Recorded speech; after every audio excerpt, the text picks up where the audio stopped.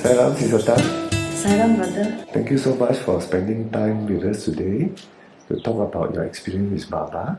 Can you first tell us how you first encountered with Swami? I first heard of Swami, not really encountered him personally, but I first know about him, that such a man exists. Way back in the late 70s, I was teaching in a Methodist boys' school in KL. It so happened that somebody handed me a book, and it is about Sai Baba.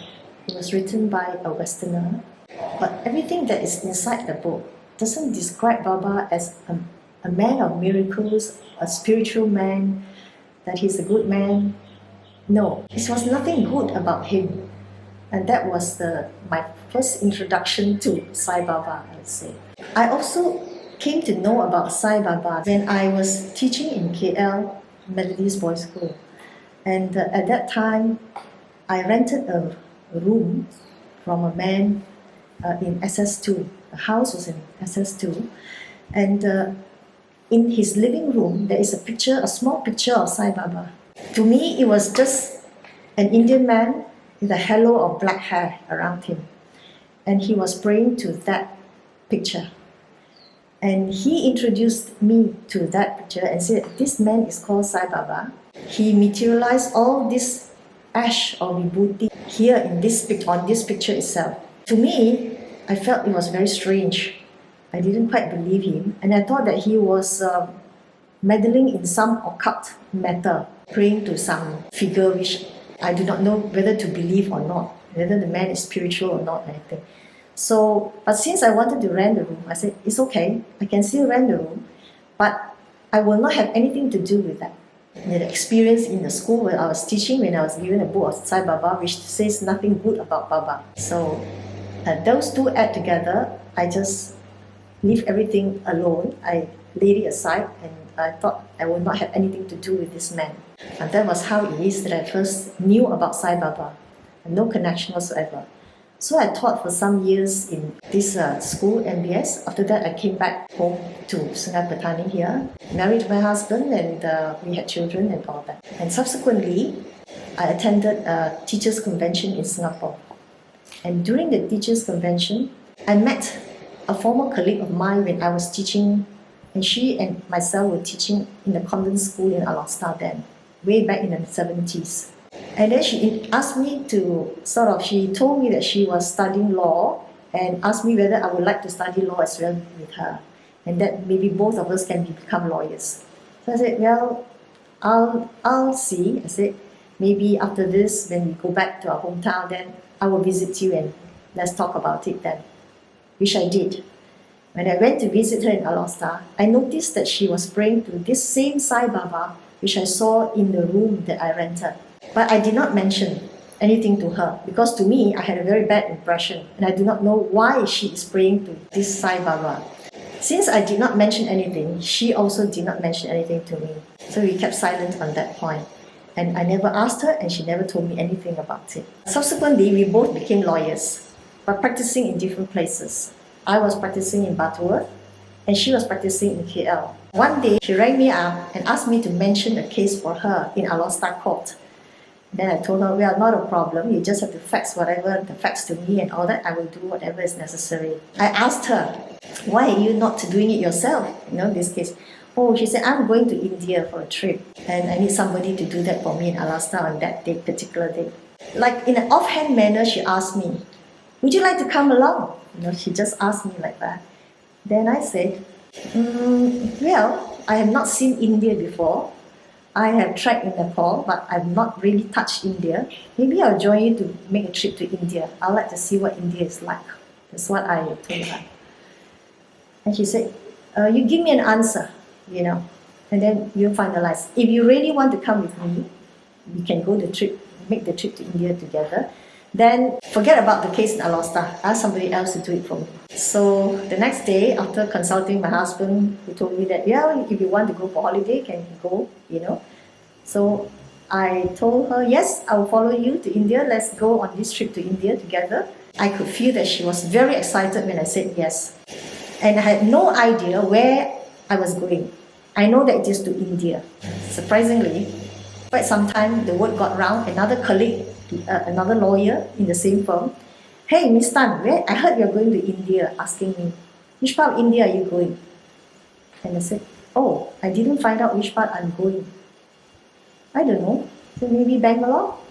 A name came to my mind and I just said, maybe Bangalore. He asked me, what is there in Bangalore? I said, no, I'm just saying only. I'm just putting a name. I said, I do not know where I'm going actually. So, well, you better find out where you're going. I don't know where you land up. He told me like that, laughingly. Okay, we just let the thing slide. But a few days before we are supposed to depart for this, my friend, this Johan B, sent me a fax telling me the itinerary. And true enough, on that fax, the flight is from KL, Bangalore. I said, wow, what a coincidence. You're going to Bangalore. That trip coincided with the Buddha Purnima Day. And actually, we went to Bangalore. Yes, we really landed in Bangalore. And then we went to a place called Whitefield, where Baba's ashram is there. And that was the place where I actually physically saw Sai Baba for the first time. Sister, can you describe to me your experience in Whitefield, Bangalore? That was my first trip to India, and we landed late in Bangalore. We had to take a bus and then go to Whitefield, another place. And there was some arrangement for the transport. There was some hiccups, but finally we got there. And then I had to put up in a homestay, which is quite a distance from the ashram. So we stayed there for the night, and we are told that early tomorrow morning by 4 a.m., you should get up and go and line up to go inside the ashram, because then the ashram will open. Then you have to line up. They open at 5 a.m. and we have to go in early in order to get a good place. Near to 4, we can hear footsteps of people practically walking very briskly past. Then we said, it's time to go. And then we went. We went to the ashram straight away. And I was shocked for the first time when I saw the queue that was lining up to get into the ashram. As far as my eyes could see into the dark, the whole row of people in white lining up into the distance, into the dark. A very long row. And it was in perfect silence. There was not sound at all. Nobody is talking. Everybody was just silently waiting. We waited until 5 a.m. or so before they opened the gate. And when the gates were open, there was this crush of people trying to get through the gate into the ashram. And the ladies are a little undisciplined, I would say, but we were being pushed practically. And we don't have to actually actively walk. We are just being pushed from behind, and we just entered through a small gate where we are scanned, bodily scanned. We went inside, and then inside we had to sit in rows, very disciplined rows, packed together very tightly. Not in the hall yet, but in the open air. Rows of people, we were lined up there. And then they drew lots to say which row will get the first, will be the first to go in. So go by the numbers. Then we were lucky, our row, when the balloting was taking place, our row was, my row where I was sitting, a friend myself, we were about the earliest row, the second row or what, our row was called up and we got the chance to go in, which gives us the chance to sit right in front of the hall when we went in, very near to the stage. So we waited until it was bright. It was about 7 o'clock. So it's about almost like 2 hours wait before Baba came out. Baba came out from his residence. From far, I could see him. He looked to me to be very small. I don't know why, up to today, the impression in my mind was that he's just a very small figure only. But the fact that when people caught sight of him, there was a huge, I wouldn't say a roar, but there was a sigh or whatever. There is a huge sound, a collective, huge breath from the crowd there.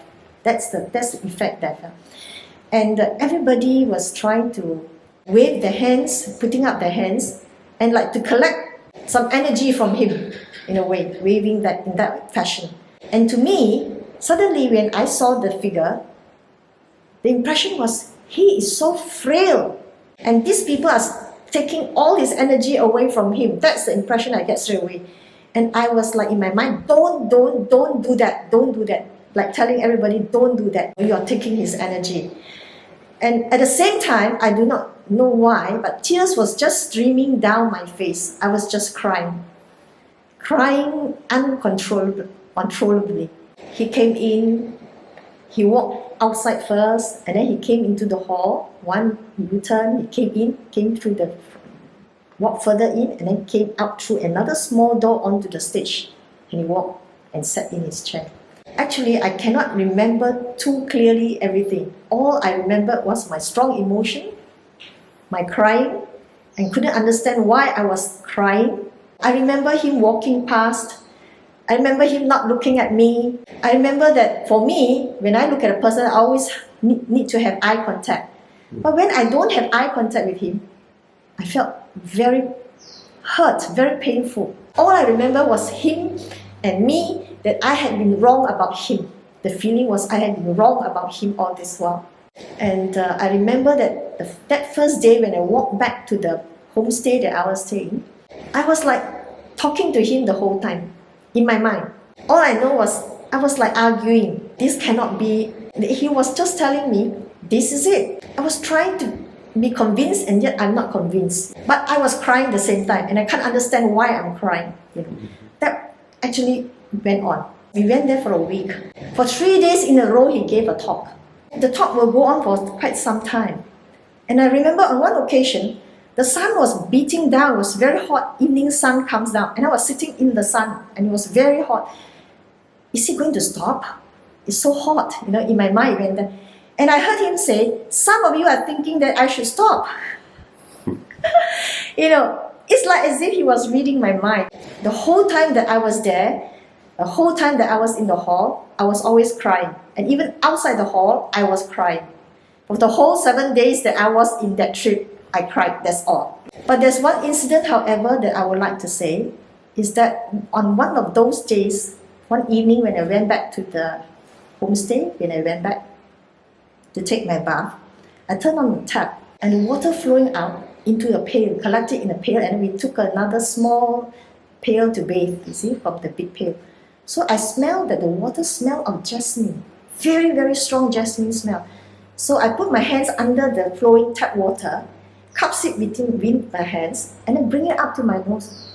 This is jasmine smell, so strong. So it's all jasmine, this water.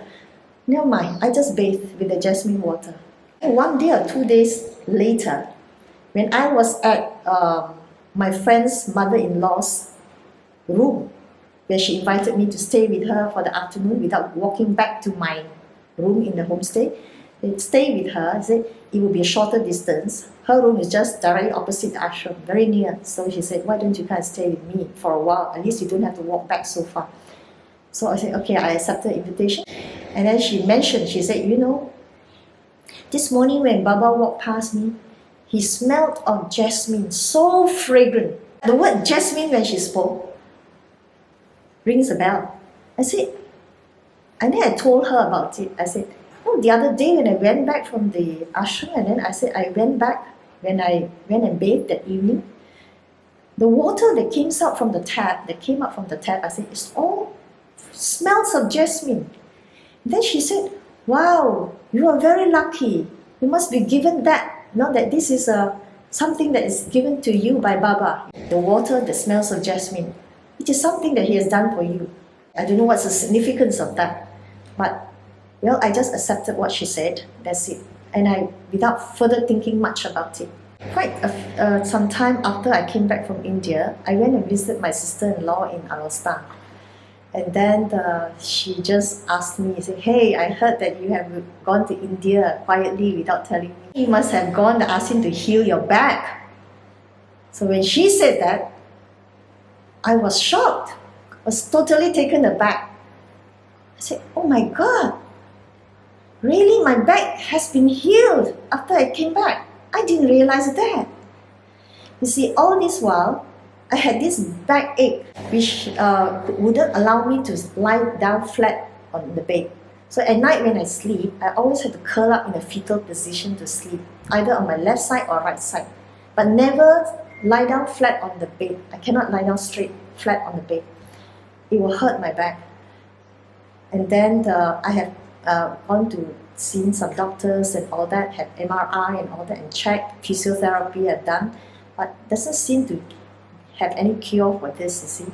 So I have sort of resigned to it, say, okay, I will live like that for the rest of my life. It doesn't matter, I can still function. I didn't realize that going to India to see Sai Baba, I'm healed, I'm totally healed. I suddenly realized that I had been sleeping flat on my back without realizing it, and there was no pain, nothing whatsoever. I'm totally healed. So that was the miracle. That was the thing. Without realizing it, it happened.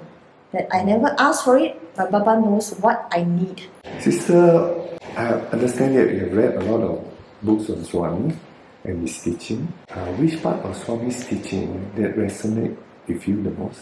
One of the teachings he had he said was, he is divine and we are also divine. That he is God and we are also God. That the only difference is that we do not know that we are God, but he knows that he is God. That we and him are no different. I do not know, but I seem to be able to accept that, because I find that how do we come about? Questions like that do surface in my mind. If we are just made of matter, like as we know it scientifically, matter, atoms, molecules, whatever, then where does that knowing, the consciousness come from? It is something which is intangible, something you can't touch, that you can measure or see. So what is that thing? So that is a divine thing, and there must be something there in us that is from him or similar to him that gives us this consciousness. That is what I felt. So I feel that I can accept that teaching, but it's a matter of how do we become, how are we able to express that divinity? How can we express that divinity? That is the problem. So I think the life journey is to discover that. The goal is to discover how to be divine and be divine. Another one was, Baba says, be alike to everyone. Love all, serve all. The love must be for everybody, everything, without exception. There must be no exception at all. All is one. You cannot see something as different from you. Everything is one. There's only oneness in this world. And which is something which I couldn't wrap my mind about. I say, yes. If you say that I can be one with another person, maybe we think alike. That can be one, in a way. But to be one with something that is a tree, a chair, a table, water, whatever, how can it be? It's not possible. So I had this experience one day while driving to see this house that I'm living in now, when it was under construction. On the way, we passed a lake in the evening. The sun was shining very brightly. My husband was driving the car, was sitting beside as a passenger, and suddenly the whole world becomes one with me, and I one with the whole world. In the sense, everything I see is me. It's no different from me. It's me. I'm the water, I'm the plants, I'm the leaves, I'm the sky, I'm the clouds. Everything I look, there's nothing. It's me there. It's me. It's nothing but me. I'm everything, and everything is me. Then the thought flashed across my mind. All is one. Now I understand. I said, yes, Baba, it's true. There's nothing, there's only oneness. All is one. That was a very powerful experience for me. Sister Tan, can you tell me who is Sai Baba to you? When I first went to Vrindavan and I met Baba, that first trip makes me feel that I am going home, and Baba is like the Father, God and Father. In fact, that first trip when I was there in Vrindavan, this thought came to me. I went to a convent when I was young. In my primary school and secondary school, I was in a St. Nicholas convent, Catholic school. There is all these stories. The prodigal son, have you heard of that in the Bible? When I first went to meet Sai Baba in Vrindavan, when I met him, I felt that I was the prodigal son going home. That was the feeling. That sums up that first journey. Later on, after reading his teachings and all that, I find that it is quite correct in that sense, that I have to go home. I have to go home. Go home in that sense that to discover who I am. Baba has said that you have to find out who you are. And I'm on that journey right now. Although I have understood it intellectually, but I have not, it's like become it, be it. I must be that. You cannot just invite something, you must be that. Baba says, I am that. You must be that. I think that is the divine, to reach that. So after reading Baba's books, I may have understood only 50% or couldn't understand the depth of his teaching. But I have gone on to study other things. I have gone on to look at Buddhism. I have gone on to learn how to meditate, mindfulness, awareness, as is taught in Theravada Buddhism. And then it has led me on to other readings. And now it has taken me to a course in miracles, in short called ACIM. I find that when I read ACIM, I'm coming back to Baba. Because reading ACIM to me is like Baba talking to me again. See? So I've come a full circle actually. I'm coming back to him. So that is leading me back to what I should do now. Should try to reach.